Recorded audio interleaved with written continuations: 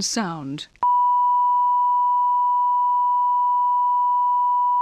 House of Commons sound. House of Commons sound. House of Commons sound. House of Commons sound. House of Commons sound. House of Commons sound.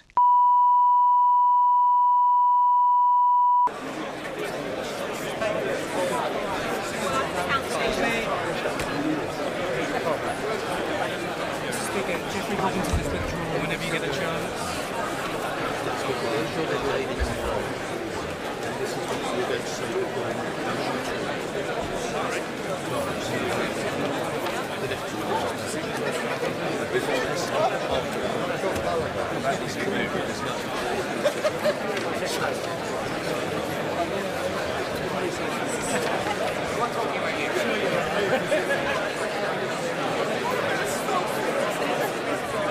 Order! Order! Before I look to the Leader of the House to move the business of the House motion, that is to say, motion number 1, it might be for the convenience of the House to know that no fewer than 157 colleagues are seeking to catch the eye of the Chair today. The Chair will do his best to accommodate as many colleagues as possible. I would ask that colleagues please do not come to the Chair to inquire whether you're going to be called and if so when, or to inquire on behalf of a colleague, or to cause others to inquire on your behalf or that of others. I understand the interest. We've done our best and will do our best. Please be patient and hope for the best. Needless to say, but for the benefit particularly of new members, bear in mind if you do wish to speak, it is imperative that you remain until all of the front bench speeches have been completed. Thereafter, people must use their own judgment and come and go if they wish, but try to remain in the chamber for as much of the debate as possible. Motion number 1 on business of the House. The Leader of the House to move. I beg to move formally, Mr. Speaker. Thank you. The question is as on the order paper, Mr. Chris Bryant. Thank you, Mr. Speaker. We shall be dealing today with the security of our country, the safety of the people of Syria and the lives of our armed forces, which is why we asked 2 weeks ago for a 2-day debate, a request my right honourable friend repeated on Monday, so that members had a chance to make proper contributions and an opportunity to reflect on the arguments between the 2 days. As you've just said, Mr. Speaker, 157 members have put in to speak, 87 from this side of the House, 70 from that side of the House, plus the front bench speeches, during which members and right honourable members will undoubtedly want to press ministers on their argument and on their case. You, I gather, will be announcing soon that there will be a 5-minute limit on speeches, backbench speeches, and that this will almost certainly be reduced to 4 and 3 minutes. And even so, not all members will be able to speak in the debate today. I gently say to the Prime Minister, this is no way to proceed if you really want to take the House and the country with you. Mr. Pete Wishart, on motion number 1. I'm very grateful, Mr. Speaker, because I think it's very important that we on these benches put forward a profound disappointment that there's going to be a guillotine motion this evening after rejecting all the calls and requests for a 2-day debate. Business that could so easily have been postponed tomorrow, Mr. Speaker. I think the public expects us just to clear the decks and get down to debating the important issues of the day. Now, it's very likely, given almost a quarter of the members of this House want to speak today, that people will be disappointed. Every member of Parliament in this House has the right to represent their constituents on an issue of such importance, and our constituents have the right to listen to their MPs on something like this. This is no way to do business, Mr. Speaker, and we remain very disappointed that the government has not listened to more time for this debate. Very good. Leader of the House wish to speak? The Leader of the... Simply to say, Mr. Speaker, I think since we have 157 people waiting to speak, it would be much better if we got on with the debate. So I beg to move. Order. Perhaps the Honourable Lady will let me just say what I have to say. I will not be making any announcement soon about any time limit, and I have given absolutely no honourable or right honourable member any reason to believe that I shall. If I have something to say, I will say it to the House. If the Honourable Lady must, very briefly, point of order, Melanie On. Mr. Speaker, I just wish to raise an error on the order paper. My name has erroneously been added to an amendment. Very grateful to the Honourable Lady. The Honourable Lady's name was apparently inadvertently added to an amendment. I believe that she has indicated a desire for her name to be withdrawn from that amendment, and that is noted. Perhaps, if she'd be kind enough, we can leave it there. Let's put the question. The question is as on the order paper in respect of motion number 1. As many as are of that opinion say aye. Aye. Of the contrary, no. I think the ayes have it. The ayes have it. Before I call the Prime Minister to move the motion, I should inform the House that I have selected Amendment B in the name of Mr John Barron and others. The amendment will be debated together with the main motion. At the end of the debate, Mr Barron will be invited to move the amendment formally, and the questions will then be put first on the amendment and then on the main motion. We now come to motion number 2 on ISIL in Syria, United Nations Security Council Resolution 2249. I wish to call the Prime Minister. Mr. Speaker, I beg to move the motion on the order paper in my name and that of my right honourable friends. The question before the House today is how we keep the British people safe from the threat posed by ISIL. And, Mr. Speaker, let me be clear from the outset. This is not about whether we want to fight terrorism, it's about how best we do that. I respect that governments of all political colours in this country have had to fight terrorism and have had to take the people with them as they do so. And I respect people who come to a different view from the government and the one I'll set out today, and those who vote accordingly. And I hope that provides some reassurance to members right across the House. I'm happy to give way to the Honourable Lady. I thank the Prime Minister for giving way, and he is right in his opening statement to say how important it is to respect opinion on all sides of this House. So will you apologise for the remarks he made in a meeting last night against right honourable and honourable friends on this side of the House? Well, I couldn't be clearer in my opening remarks. I respect people who disagree. I respect the fact that governments of all colours have had to fight terrorism, and I respect we are all discussing here how to fight terrorism, not whether to fight terrorism. Mr. Speaker, in moving this motion, I'm not pretending, I think I shall make some progress. Mr. Speaker, I will Order. The Prime Minister is clearly not at this stage giving way. Order. He has the floor. The Prime Minister. Mr. Speaker, I will take dozens of interventions in the time that I have. I'm conscious of not taking up too much time because so many people want to speak, but I promise I will give way a lot during my speech. But let me make a bit of progress at the start. In moving this motion, I'm not pretending that the answers are simple. The situation in Syria is incredibly complex. I am not overstating the contribution that our incredible servicemen and women can make. Neither am I ignoring the risks of military action, nor am I pretending that military action is any more than one part of the answer. I'm absolutely clear that we must pursue a comprehensive strategy that also includes political, diplomatic and humanitarian action.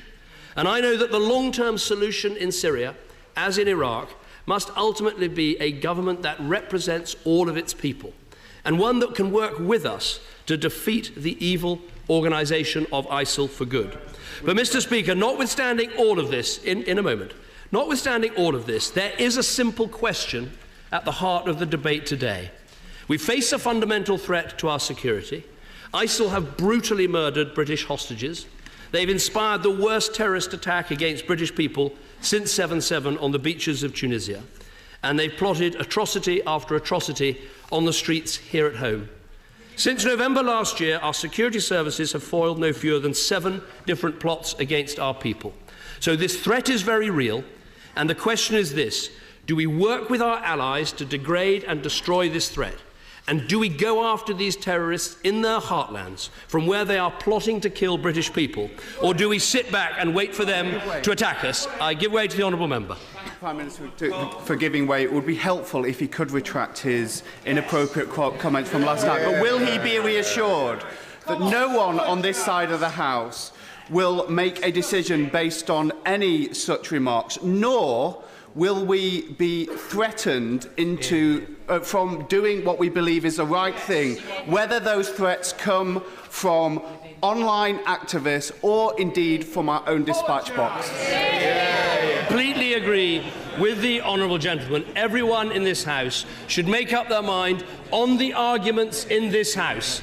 And there is honour in voting for, there is honour in voting against. That is the way this House should operate, and that is why I wanted to be absolutely clear at the start of my sentence. This is about how we fight terrorism, not whether we fight terrorism. I'm going to make some progress, and then I'll give way in a moment.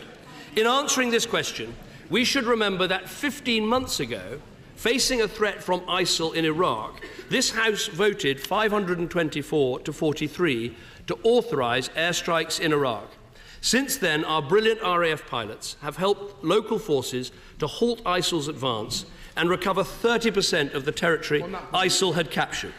On Monday, I spoke to the President of Iraq in Paris, and he expressed his gratitude for the vital work our forces are doing. And yet, when our planes reach the border with Syria, a border that ISIL themselves do not recognise, we can no longer act to defend either his country or indeed our country. Even when we know that ISIL's headquarters are in Raqqa in Syria, and it is from here that many of the plots against our country are formed. I give way to the honourable member for Gordon. The Prime Minister is facing an amendment which was signed by 110 members of this House from 6 different political parties. I've examined that list very carefully. I cannot identify a single terrorist sympathiser among that list. Will he now apologise for his deeply insulting remarks? I've made very clear this is about how we fight terrorism, and there is honour in any vote that honourable members make. Now, Mr. Speaker, we possess the capabilities to reduce this threat to our security. And my argument today is that we should not wait any longer before doing so. We should answer the call from our allies. The action we propose is legal, it is necessary, and it is the right thing to do to keep our country safe. And my strong view is that this House should make clear that we will take up our responsibilities rather than pass them off and put our own national security in the hands of others. I give way to the honourable member for Stratford-on-Avon. I'm very grateful to the Prime Minister for giving way. I have just returned from Baghdad and Erbil, where ISIL is on the back foot. Ramadi is surrounded. Sinjar has been liberated. The route between Mosul and Raqqa has been cut off. But everyone on the ground tells me that unless we attack ISIL in Syria, there is no point liberating Mosul or the rest of Iraq, because all they will do is regroup in Syria and come back and attack that country and our country. I think my honourable friend makes a very important point, and it's set out very clearly in the UN Security Council that the fact this so-called caliphate exists in Syria as well as Iraq is a direct threat to Iraq and the government of Iraq. Now, he talks about some of the better news there's been from Iraq. I would also add to that what's happened in Tikrit since that has been taken off ISIL. We've seen 70% of its population returning to that city. Later on in this debate, I'm sure we'll talk about the importance of humanitarian aid, the importance of reconstruction. That can only work if you have good government in those towns and the absence of ISIL or Daesh in those towns. Let me make a little bit of progress, and then I will take some more interventions, including from the different political parties in this House. Now, Mr. Speaker, since my statement last week, the House has had an opportunity to ask questions of our security experts. I've arranged a briefing for all members, as well as more detailed briefings for Privy Councillors. I've spoken further to our allies, including President Obama, Chancellor Merkel, President Hollande and the King of Jordan. The King of Jordan has written in the Daily Telegraph today expressing his wish for Britain to stand with Jordan in eliminating this global threat. I've also listened carefully to the questions asked by members on all sides of this House, and I hope that honourable members can see the influence this House has had on the motion that stands before us.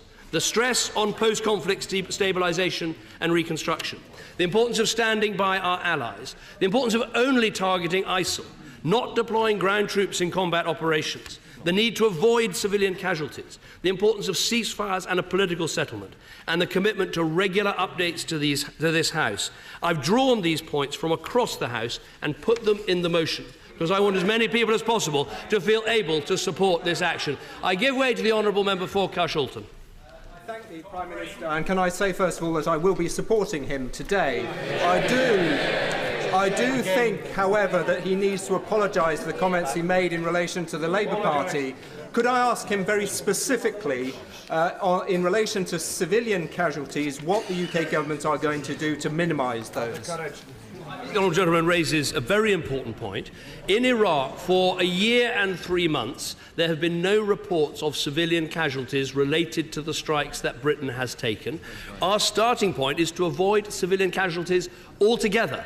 And I have argued, and indeed I'll argue again today, that our precision weapons and the skill of our pilots make civilian casualties less likely. So Britain being involved in the strikes in Iraq can both be effective in prosecuting the campaign against ISIL, but also can help us to avoid civilian casualties as well. Let me give way to the honourable member for Birkenhead. I'm grateful to the Prime Minister. Is he aware that we have press reports that over the recent past, 60,000 Syrian troops have been murdered by ISIL, and our allies have actually waited to attack until after that those murderous acts have taken place. And therefore there is a key part in the motion for many of us which talks about our action will be exclusively against ISIL. If ISIL are involved in attacking Syrian government troops, will we be bombing ISIL in defence of those troops, or will we wait idly by, as our allies have done up to now, wait for ISIL to kill those troops and then for us to bomb?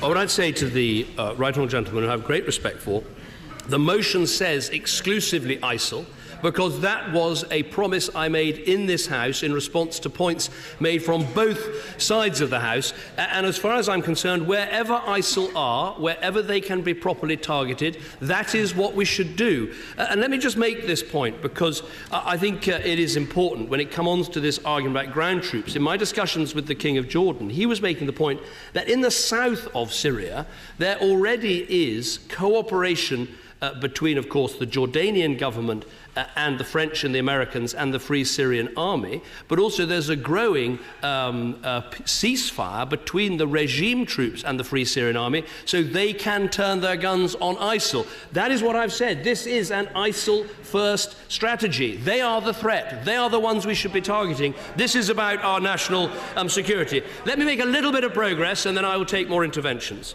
In my remarks, I want to address the most important points that are being raised, and of course I'll take as many interventions as I can. Mr. Speaker, I believe the key questions that have been raised are these. First, could acting in this way actually increase the risk to our security by making an attack on Britain more likely? Second, does Britain really have the capability to make a significant difference? Third, the question asked by a number of members, including the honourable member for Gordon, is why don't we just increase our level of airstrikes in Iraq to free up capacity amongst other members of the coalition so they can carry out more airstrikes in Syria? Fourth, will there really be the ground forces needed to make this operation a success? Fifth, what is the strategy for defeating ISIL and securing a lasting political settlement in Syria? And sixth, is there a proper reconstruction, post-conflict stabilisation plan for Syria? I want to try, in the time I've got available, to answer all of these in turn. Let me give way to the honourable member. Thank the Prime Minister for giving way, and he will know how members of my party feel when it comes to fighting and dealing with terrorism. And for that, there will always be support, no matter where terrorism raises its head. But turning to the motion, could I ask the Prime Minister if he can guarantee to the House, where he indicates that the government will not deploy UK troops in ground combat operations, if it becomes necessary at a later date to do that, Will he come back to this House and seek approval for that? It's not only something I don't want to do, it's something that I think if we did would be a mistake, because the argument was made to us by the Iraqi government that the presence of Western ground troops, that can be a radicalising force, that can be counterproductive, and that is our view. But I would say to them, and to colleagues behind me who are concerned about this issue, I accept that this means that our strategy takes longer to be successful because we rely on Iraqi ground troops in Iraq. We rely on the patchwork of Free Syrian Army troops there are in Syria. In time, we hope for Syrian ground troops from a transitional regime. But all of that takes longer. And I think one of the clear messages that has to come across today is that, yes, we do have a strategy. It's a complex picture. It will take time, but we are acting in the right way. Let me make one more point before I take some more interventions, because before we get on to all these things, Mr. Speaker, I want to say a word about the terminology we use to describe this evil death cult.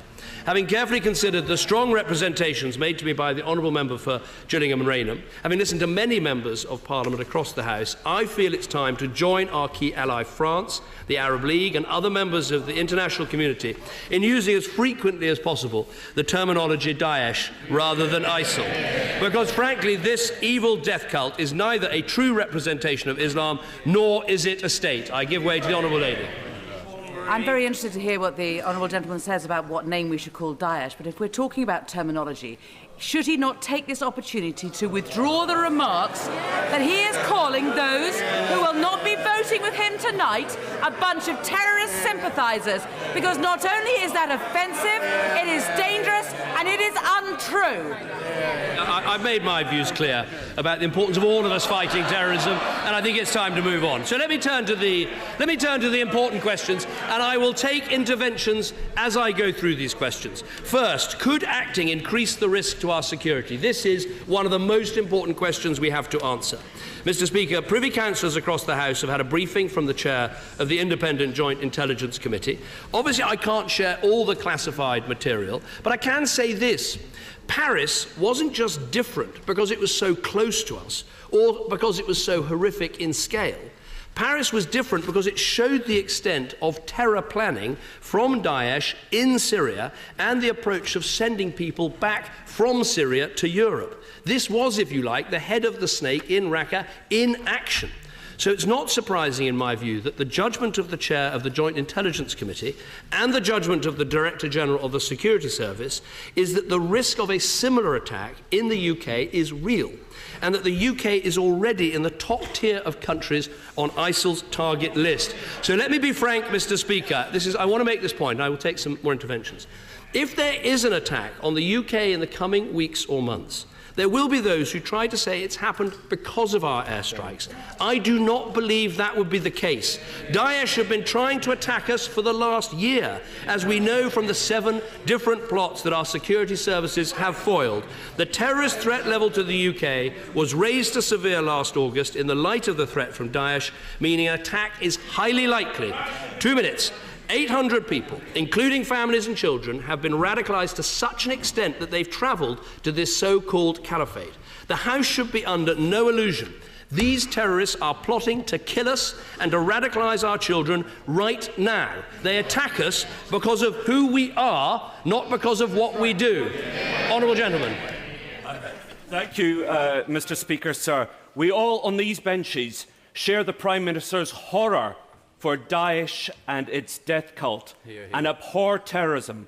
Will he take this further opportunity to identify which members of these benches he regards as terrorist sympathisers? Everyone in this House can speak for themselves, but what I'm saying is when it comes to the risks of military action, the risks of inaction are far greater than the risks of what I propose. Now, next, there are those who ask whether Britain conducting strikes in Syria will really make a difference. This is a question that came up. Okay, let me make my argument and then I'll take his question, because this point has been raised in briefing after briefing. I believe we can make a real difference. Now, I told the House last week about our dynamic targeting, about our brimstone missiles, about the Raptor pod on our Tornadoes, and the intelligence gathering work of our Reaper drones. I'm not going to repeat all that today. But there is another way of putting this which I think is equally powerful. There is, of course, in the coalition, a lot of strike capacity.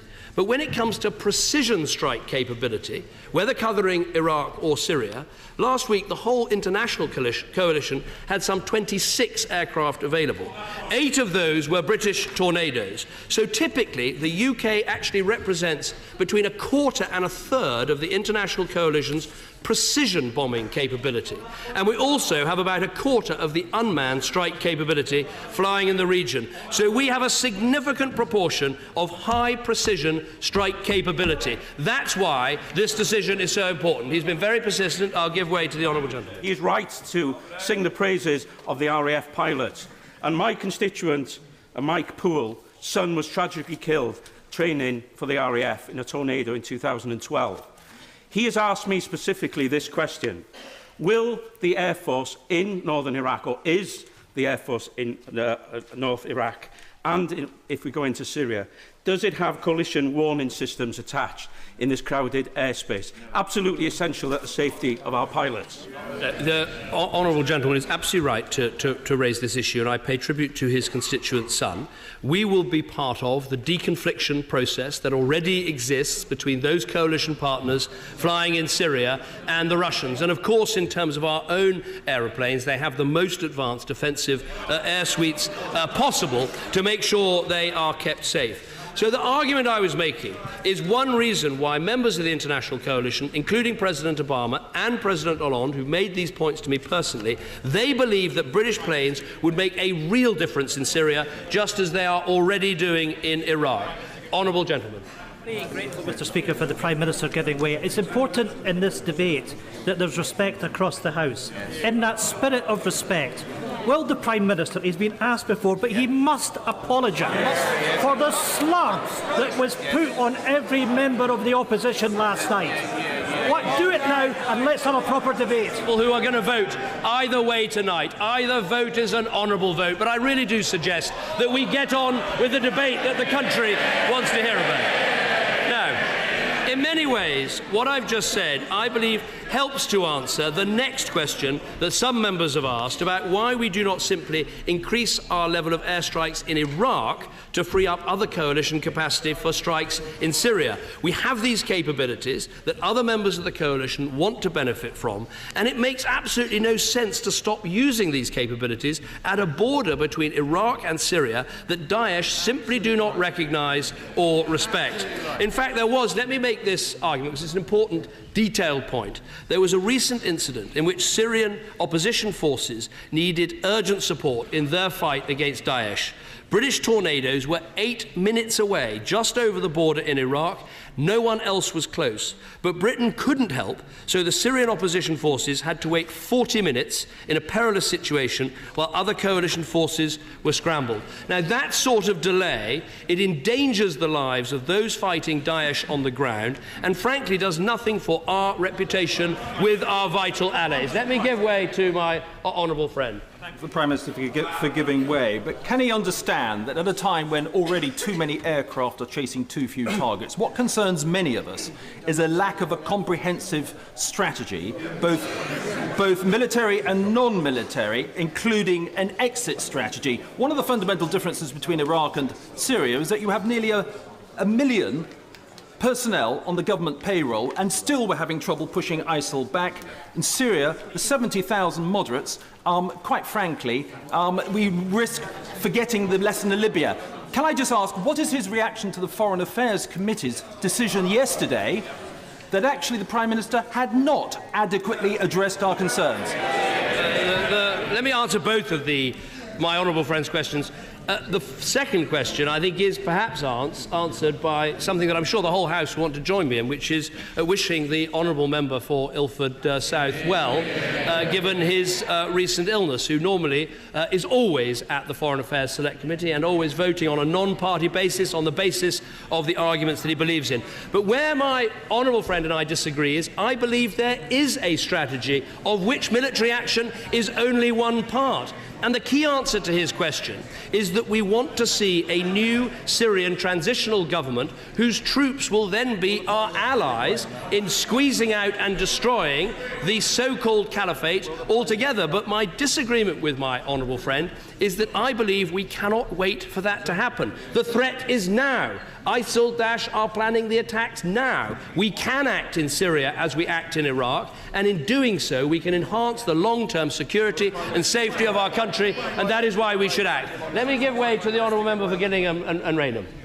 Well, Mr. Prime Minister, can I first of all thank you for that change in terminology and all members of Parliament across the House for their support in this.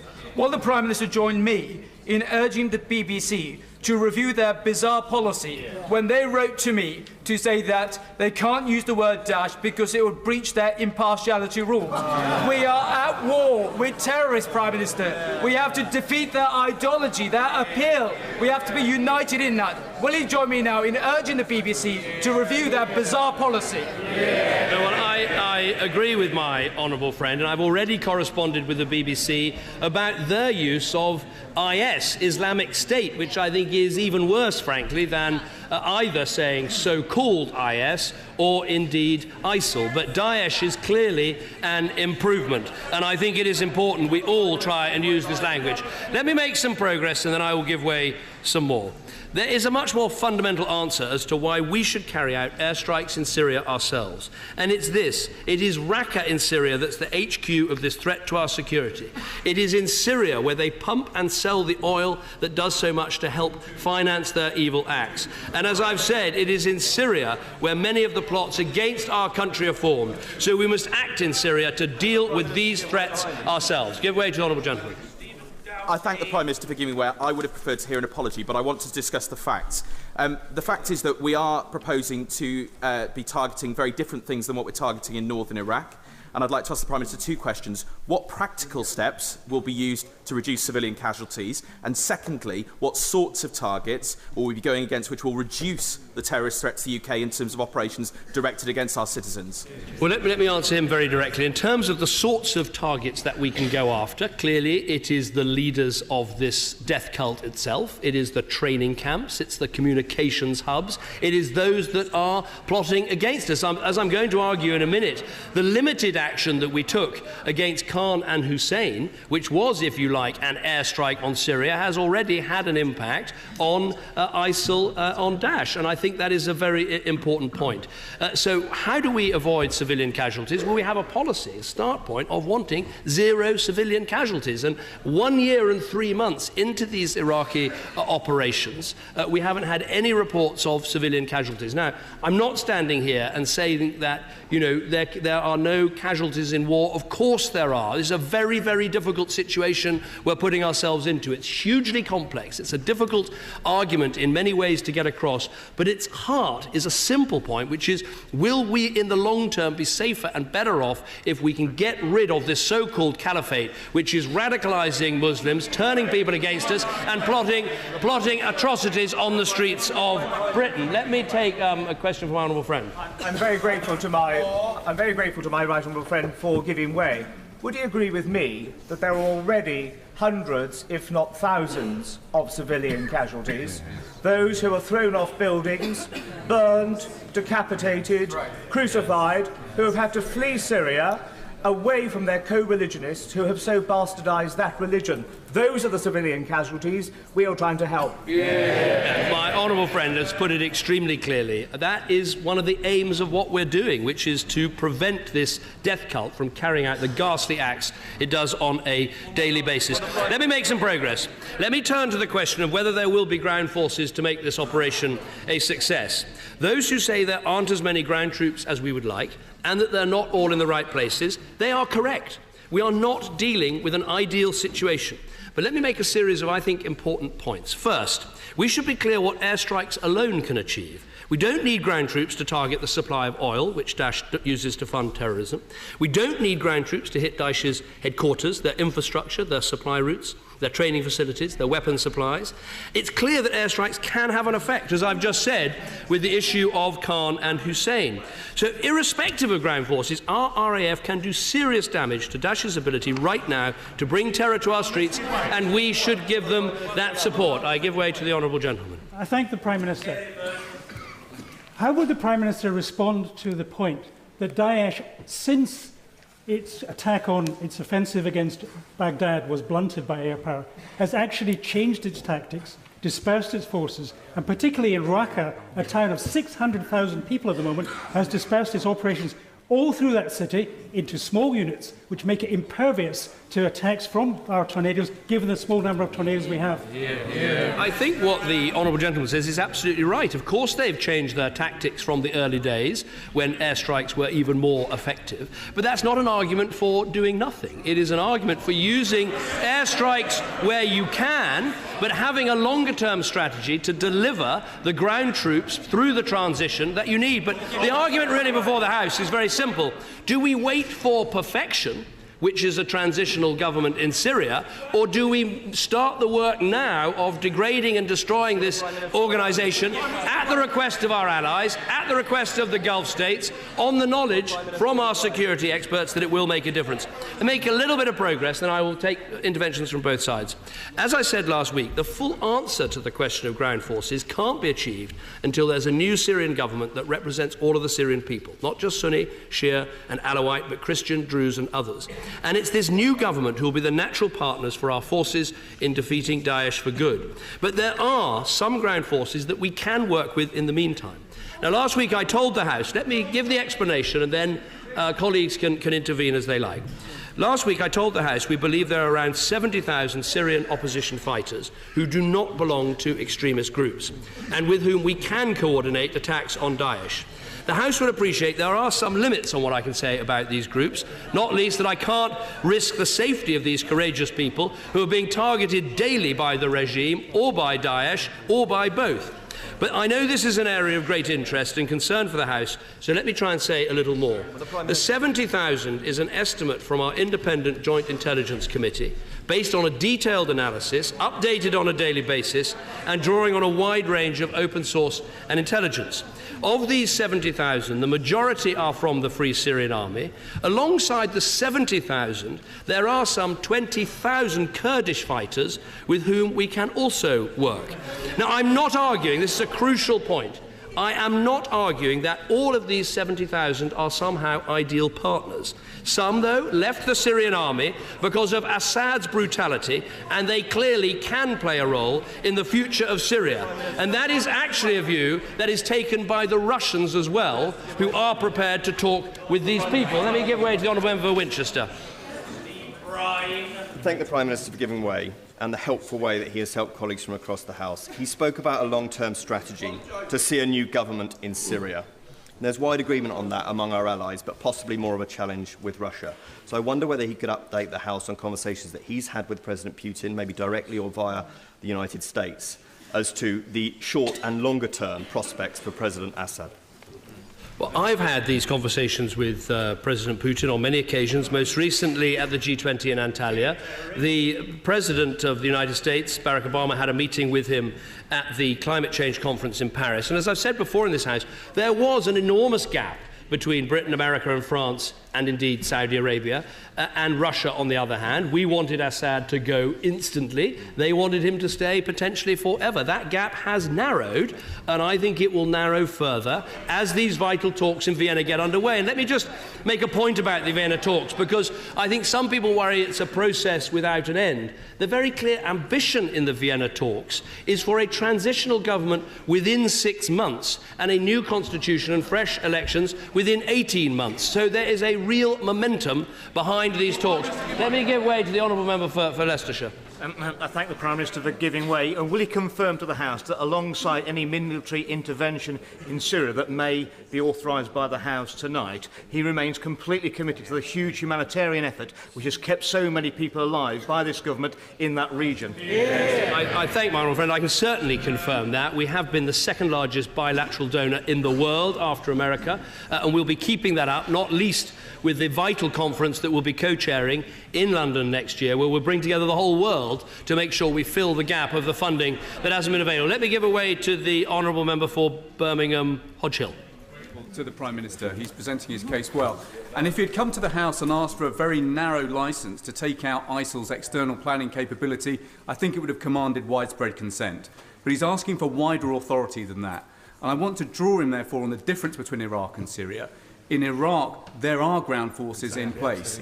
In Syria, there aren't. Can I invite him to say a little bit more, at the very least, about what ground forces he envisages joining us in the seizure of Raqqa? Let me try and answer that as directly as possible, because it goes to the nub of the difficulty of this case. I don't think you can separate taking out the command and control of ISIL's operations against the UK or France or Belgium or elsewhere. I don't think you can separate that from the task of degrading and destroying the Daesh caliphate, so-called caliphate they've created. The two are intricately linked, and indeed, as I argued in front of the House last week, as long as this so-called caliphate exists, it is a threat to us, not least because it is radicalising Muslims from across the world who are going to fight for that organisation and then potentially returning to attack us. But on his issue, on his second question about ground troops, as I've explained, there are three parts to this argument. One, the things we can do without ground troops. Don't underestimate them. Two,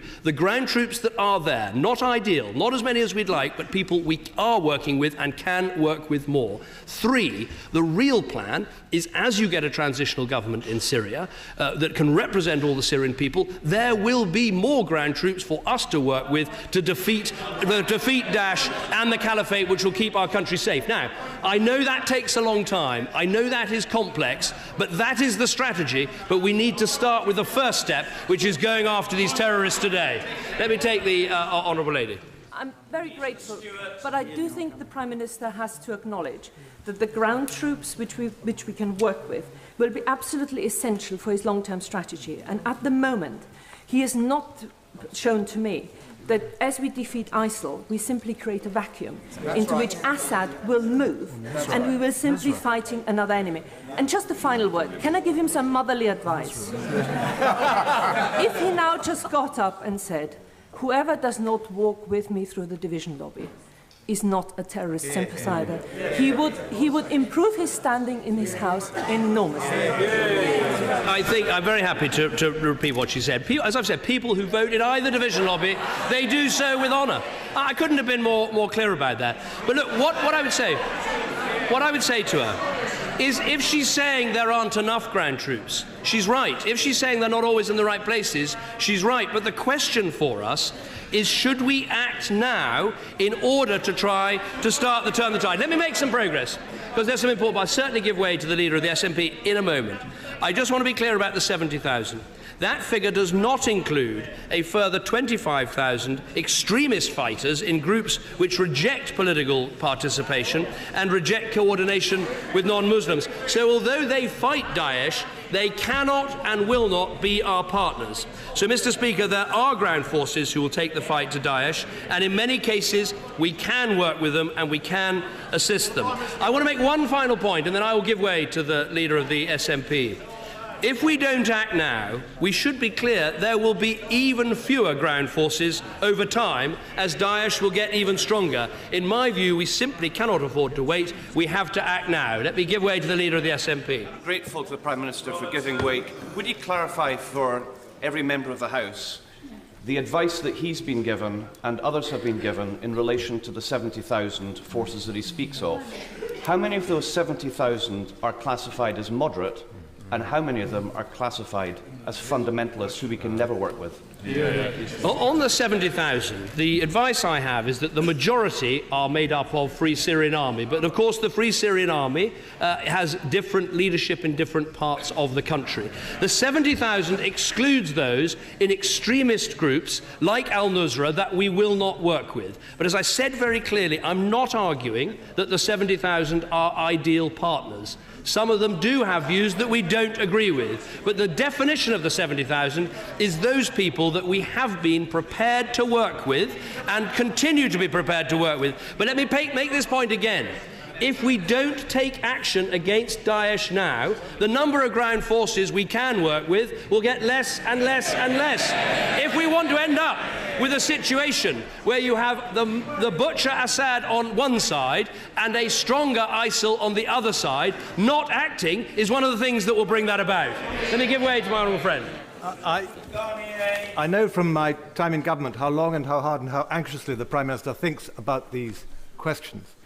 But will he ensure that we complete the military aspect of this campaign, if at all possible, so that we can then get on to the really important, but perhaps the most difficult aspect of the questions that he's posed, namely the post-conflict stabilisation and the reconstruction of Syria? Because without this early stage, there won't be a Syria left to reconstruct.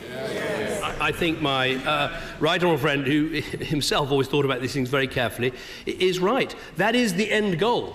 And we shouldn't take our eyes off the prize, which is a reconstructed Syria with a government that can represent all the people. That is a Syria at peace, so we don't have the migration crisis, we don't have the terrorism crisis. That is the goal. So let me turn to the overall strategy. And again, I set this out in the House last week. I'll make some progress.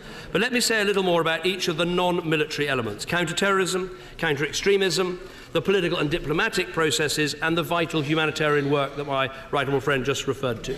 Our counter-terrorism strategy gives Britain a comprehensive plan to prevent and foil plots at home, and also to address the poisonous extremist ideology that is the root cause of the threat that we face. And as part of this, I can announce today that we will establish a comprehensive review to root out any remaining funding of extremism within the UK. This will examine specifically the nature, scale and origin of the funding of Islamist extremism activity in the UK, including any overseas sources. It will report to myself and my right honourable friend, the Home Secretary, next spring. And Mr. Speaker, I want to make this point finally before giving way again. I know there are some who suggest that military action could in some way undermine our counter-extremism strategy by radicalising British Muslims. So let me take this head on.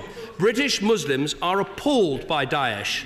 These women-raping, Muslim-murdering, medieval monsters, they are hijacking the peaceful religion of Islam for their warped ends. As the King of Jordan says in his article today, these people are not Muslims, they are outlaws from Islam. And we must stand with our Muslim friends here and around the world as they reclaim their religion from these terrorists. So far from an attack on Islam, we are engaged in a defence of Islam. And far from the risk of radicalising British Muslims by acting, failing to act would actually be to betray British Muslims and the wider religion of Islam in its very hour of need. I give way to the honourable gentleman. The Prime Minister said that they would fight all the time in this country. Why do not the Iranians, the Saudis, the Turks, why do they not fight these people? Why is it always going to be us who fight them? The Turks are taking part in this action and urging us to do the same. The Saudis are taking part in this action and urging us to do the same. The Jordanians have taken part in this action and urge us to do the same. I have here quote after quote from leader after leader in the Gulf world begging and pleading with Britain to take part so we can take the fight to this death cult that threatens us all so much. Now, the second part of our strategy is support for the diplomatic and political process. Let me say a word about how this process can lead to the ceasefires between the regime and opposition that are so essential for the next stages of this political transition. It begins with identifying the right people to put around the table. Next week, we expect the Syrian regime to nominate a team of people to negotiate under the auspices of the United Nations. Over the last 18 months, political and armed opposition positions have converged. We know the main groups and their ideas, and in the coming days, Saudi Arabia will host a meeting for opposition representatives in Riyadh, and the United Nations will take forward discussions on steps towards a ceasefire, including at the next meeting of the International Syria Support Group, which we expect to take place before Christmas. The aim is clear, as I've said: a transitional government in 6 months, a new constitution and free elections within 18 months. So I would argue that the key elements of a deal are emerging: ceasefires, opposition groups coming together, the regime looking at negotiation, the key players, America and Russia, Saudi Arabia and Iran, and key regional players like Turkey, all in the room together. And my argument is this: hitting Daesh doesn't hurt this process, it helps this process, which is the eventual goal. Let me give way to my honourable friend. Extremely grateful. Does the Prime Minister agree with me that the murders on the beach in Tunisia and the carnage in Paris on the 13th of November changes everything, and the British people would find it rather odd that it would take something more than that for Britain to stand shoulder to shoulder with a number of other countries and to take on Daesh? My honourable friend speaks for many. They attack us because of who we are, not because of what we do. And they want to attack us again and again. And the question for us: do we answer the call of our allies, some of our closest friends in the world, the French and the Americans, who want us to join with them and Arab partners in this work, or do we ignore that call? And if we ignore that call, think for a moment what that says about Britain as an ally. Think for a moment what it says to the countries in the region who will be asking themselves, if Britain won't come to the aid of France, its neighbour, in these circumstances, just how reliable a neighbour and a friend and an ally this country is. Let me make some progress on the vital subjects of humanitarian relief and the longer-term stabilisation, because I'm conscious of the time. I set out for the House last week our support for refugees in the region and the extra £1 billion that we'd be prepared to commit to Syria's reconstruction and the broad international alliance that we would work with in the rebuilding phase. But, Mr. Speaker, let us be clear, and my honourable friend for Dorset North made this point: people will not return to Syria if part of it is under the control of an organisation that enslaves Yazidis, throws gay people off buildings, beheads aid workers and forces children to marry before they are even 10 years old. So we cannot separate the humanitarian work and the reconstruction work from dealing with Daesh itself. Give way to the Honourable Lady. I'm very grateful indeed to the Prime Minister for giving way and welcome any comments that distance British Muslims in Scotland from Daesh, and I also welcome his use of that terminology now. I asked the Prime Minister a question as a new member of this House, looking to seasoned parliamentarians and those who have been in this chamber for some period of time, as new members do on such occasions. Given that the language being used would be considered unbecoming of a parliamentarian for the benefit of new members, would the Prime Minister now withdraw his remarks in relation to terrorist sympathisers?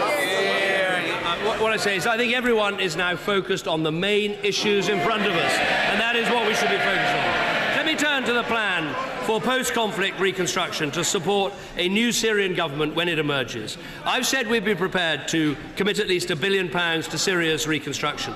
The initial priorities would be protection, security, stabilisation and confidence-building measures, including meeting basic humanitarian needs such as education, health and shelter, and of course helping the refugees to return. Now, over time, the focus would shift the longer-term rebuilding of Syria's shattered infrastructure, harnessing the expertise of the international financial institutions and the private sector.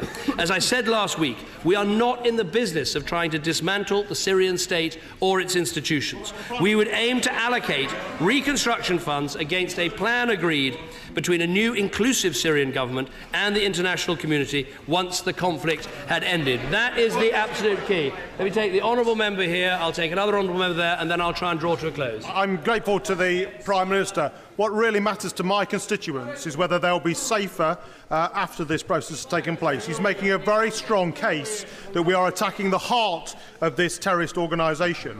Will he assure the House, as well as taking action in Syria, he will also shore up services, security services and policing in the United Kingdom? I think that is what our constituents want to know. What are we doing to strengthen our borders? What are we doing to exchange intelligence information across Europe? What are we doing to strengthen our intelligence and policing agencies, which the Chancellor spoke about so much last week? All of this we should see through the prism of national security. That is what our first duty is. And when you have your allies asking you, the intelligence there, the knowledge you can make a difference, I believe we should act. Let me take an intervention from the Leader of the Liberal Democrats.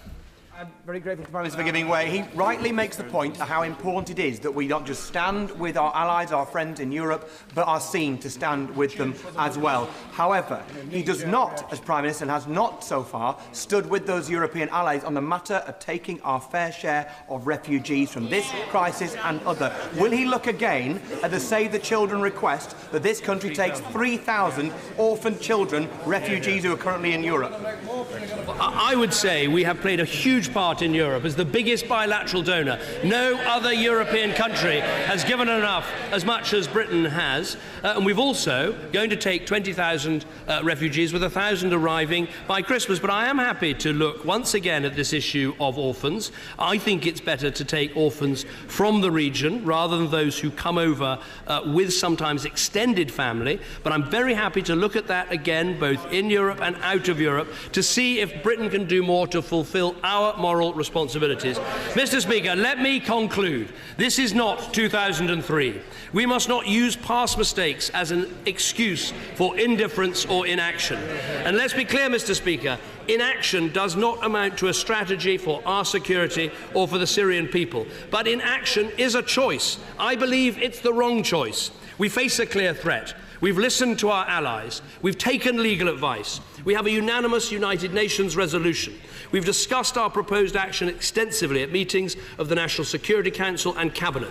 I've responded personally to the detailed report of the Foreign Affairs Select Committee. We have a proper motion before this House, and we're having a 10.5-hour debate today. Now, in that spirit, I look forward to the rest of the debate. I look forward to listening to the contributions of members on all sides of this House. But I hope that at the end of it all, the House will come together in large numbers for Britain to play its part in defeating these evil extremists and taking the action that is needed now to keep our country safe.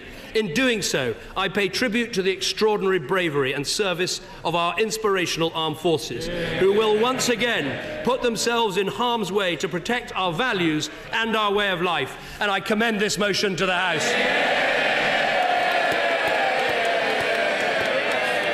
Order. The question is motion number 2 as on the order paper. I call the Leader of the Opposition, Mr. Jeremy Corbyn.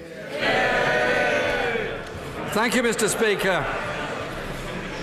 The whole House recognises that decisions to send British forces to war are the most serious, solemn and morally challenging of any that we have to take as members of Parliament.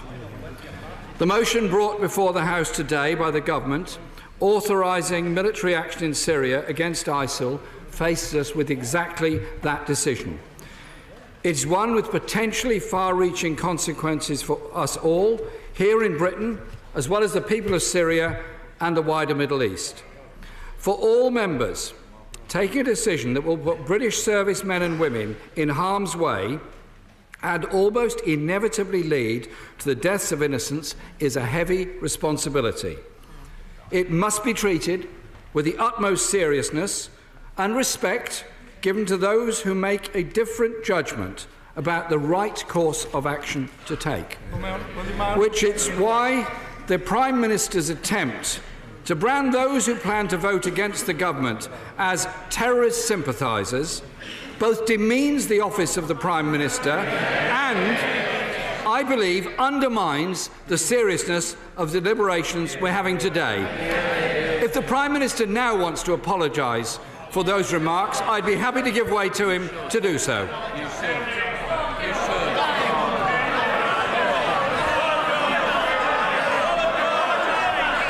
Since, Mr. Speaker, the Prime Minister is unmoved, we'll have to move on with the debate, and I hope he will be stronger later to recognise that, yes, he did make an unfortunate remark last night, and apologising for it would be very helpful to improve the atmosphere of this debate today. Will my honourable friend give way? Yes. I thank my honourable friend for giving way, and as he appropriately is pointing out that the Prime Minister is not showing leadership by not withdrawing his slur on me and others, would he also agree with me that there is no place whatsoever in the Labour Party for anybody who has been abusing those members of the Labour Party who choose to vote with the government on this resolution? Mr. Speaker, abuse has no part in responsible democratic political dialogue. That I believe very strongly, and that is the way that I wish to conduct myself, and I wish others to conduct themselves in that way. Yes, I do give way, then I'll move on. I'm very grateful to my right honourable friend for giving way. Would you agree with me that if the Prime Minister came to that dispatch box and made a clear apology, he would clear the air immediately and we could move on in this debate with a simple "I'm sorry"? Well, as he often does on these occasions, he appears to be taking advice from the Chancellor of the Exchequer on this matter.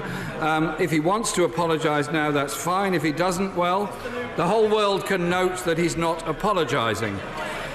Mr. Speaker, since the Prime Minister first made his case for extending British bombing to Syria in the House last week, the doubts and unanswered questions then expressed on both sides of the House have only grown and multiplied. That's why it's a matter of such concern that the government has decided to push this vote through Parliament today.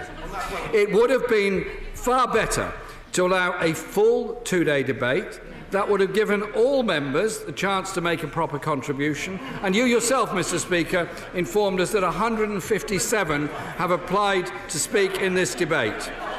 It is, Mr. Speaker... Yes. I'm very grateful for the Right Honourable Gentleman for giving way. He and I have worked together on the Kurdish issue. He knows how tough the Kurds are finding it fighting ISIL in both Iraq and in Syria. His shadow Foreign Secretary believes that the 4 conditions debated at the Labour Party conference for taking action in Syria have been met. Why does he disagree with him on that? Well, he may have to wait a few moments to hear that, but it will be in my speech, I can promise him. But I also am pleased that he's made the intervention with respect to the Kurdish people, because at some point, over the whole of the Middle East and the whole of this settlement, there has to be a recognition of the rights of Kurdish people, whichever country in which they live. He and I have shared that view for more than 30 years, and my view is not changed on that. I thank my honourable friend for giving way, and right honourable friend for giving way, and I'm glad that he's mentioned the Kurds. Could he be clear at this dispatch box that he or anyone on this bench in no way will want to remove the air protection which was voted on with an overwhelming majority in the House 14 months ago? I thank my friend for that intervention. It is not part of the motion today, so we move on with this debate. It's impossible, I think, Mr. Speaker, to avoid the conclusion that the Prime Minister understands that public opinion is moving increasingly against what I believe to be an ill-thought-out rush to war. And he wants to hold this vote before the opinion grows even further against it. Whether it's a lack of strategy worth the name, the absence of credible ground troops, the missing diplomatic plan for a Syrian settlement, the failure to address the impact of the terrorist threat or the refugee crisis and civilian casualties, it's becoming increasingly clear that the Prime Minister's proposals for military action simply do not stack up. I'm very grateful to the honourable gentleman give way, and I agree with what he's been saying, that the case has not been put for this. I wonder, under the circumstances and the slur that's been put on the opposition benches, whether or not he will reconsider that it's important that the Labour Party in its entirety joins with those on these benches here and opposing the government to whip the Labour MPs to make sure this government's defeated on this motion. Every MP has to make a decision today. Every MP has a vote today. Every MP has a constituency, and every MP should be aware of what constituents and public opinion is, and they will make up their own mind. Obviously, I am proposing that we do not support the government's motion tonight, and I would encourage all colleagues on all sides to join me in the opposition lobby tonight to the government's proposals. Last week, the Prime Minister focused his case for bombing in Syria on the critical test set by the very respected cross-party Foreign Affairs Select Committee. Given the holes in the government's case, it's scarcely surprising that last night the committee reported the Prime Minister had not, and I quote, adequately addressed their concerns. In other words, Mr. Speaker, the committee judged that the Prime Minister's case for bombing has failed its tests. I'm grateful to the right honourable gentleman that the committee resolved 4-3 that the Prime Minister has not adequately addressed concerns contained in the committee's second report, with the absence of his honourable friends for Kinnan Valley and Ilford South, who would have resisted that motion.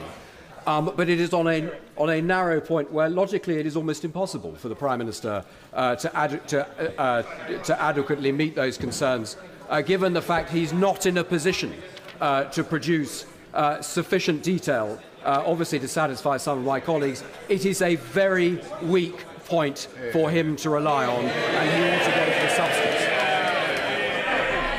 I thank the member for Reigate for his intervention, and he and I have often had very amicable discussions on many of these issues, and I'm sure we will again. The fact of the matter is, though, that at a meeting of the Foreign Affairs Select Committee, there was a verdict given that the Prime Minister had not adequately addressed the concerns. Now, I understand there are differences of opinion. Goodness, there's plenty of differences of opinion all around this House. Your benches and these. And so I ask the Chair of the Select Committee to recognise that a decision has been made by his committee. After the despicable and horrific attacks in Paris last month, the question of whether the government's proposals for military action in Syria strengthens or undermines our own national security must, Mr. Speaker, be at the centre of our deliberations. There is no doubt that the so-called Islamic State group, Mr. Speaker, I have given way quite a lot of times already. There are 157 members who wish to take part in this debate, and so I think I should try and move on and speed it up slightly, which appears to meet with your approval, Mr. Speaker. There's no doubt that the so-called Islamic State has imposed a reign of sectarian and inhuman terror in Iraq, Syria and Libya, and there's no question that it also poses a threat to our own people. The issue now is whether extending British bombing from Iraq to Syria is likely to reduce or increase that threat to Britain, and whether it will counter or spread the terror campaign ISIL is waging across the Middle East. The answers don't make the case for the government motion. On the contrary, they're a warning to step back. A vote against yet another ill-fated twist in this never-ending war on terror. Let's start with the military dimension. The Prime Minister has been unable to explain why extending airstrikes to Syria will make a significant military impact on the existing campaign. ISIL is already being bombed by Syria or Iraq, by the US, France, Britain and Russia, and other powers. Canada has, interestingly, withdrawn from this campaign and no longer takes part in it. During more than a year of bombing, ISIL has expanded and lost territory. ISIL gains included the Iraqi city of Ramadi and the Syrian city of Palermo. The claim that the superior British missiles will make the difference is actually quite hard to credit when the US and other states, as an intervention said earlier, when the US and other states are struggling to find suitable targets. In other words, extending British bombing is unlikely to make a huge difference. Secondly, the Prime Minister has failed to convince almost anyone that even if British participation in the air campaign were to tip the balance, there are credible ground forces able to take back territory now held by ISIL. In fact, Mr. Speaker, it's quite clear there are no such forces. Last week, the Prime Minister suggested that a combination of Kurdish militias, the Free Syrian Army, would be able to fill the gap. He even claimed a 70,000-strong force of moderate FSA fighters were ready to coordinate action against ISIL with the Western Air Campaign. That claim has not remotely stood up to scrutiny. Kurdish forces are a distance away in the sunny Arab areas where ISIL controls. Nor will the FSA, which includes a wide range of groups, few, if any, would regard as moderate and mostly operate in other parts of the country.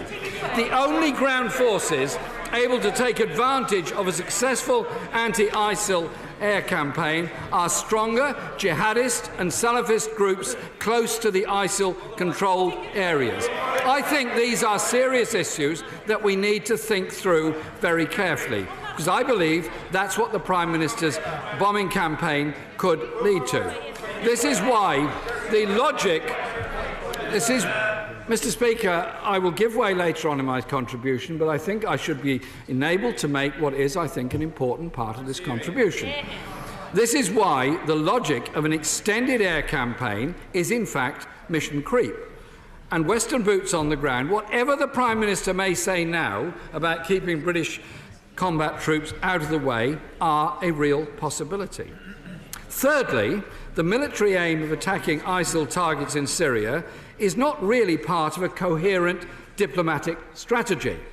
The UN Security Council Resolution 2249, passed after the Paris atrocities and cited in today's government motion, does not give clear and unambiguous authorisation for UK bombing in Syria. To do so, it would have had to be passed under Chapter 7 of the United Nations Charter, to which the Security Council could not agree. The UN resolution is certainly a welcome framework for joint action to cut off funding, oil revenues, arms supplies from ISIL. But I wonder how much signs there are of that happening. I'll give way to the member there. For giving way. Myself and the honourable member don't agree on very much, but on the necessity to cut off their oil supplies, I do very much agree with him. Therefore, I'm afraid I'm at a complete loss as to understand why he would oppose airstrikes, which are such a crucial part in targeting oil supplies, which are providing funding for ISIL and Daesh. The problem is the oil supplies that are being sold by ISIL are going into other countries, into Turkey and to other places. And I think we need to know exactly who is buying that oil, who is funding that oil, what banks are involved in financial transactions which ultimately end up with ISIL, and which other countries in the region may or may not be involved in it. Despite, Mr. Speaker, the clear risk of potentially disastrous incidents, the shooting down of a Russian military aircraft by Turkish forces is a sign of the danger of a serious escalation of this whole issue.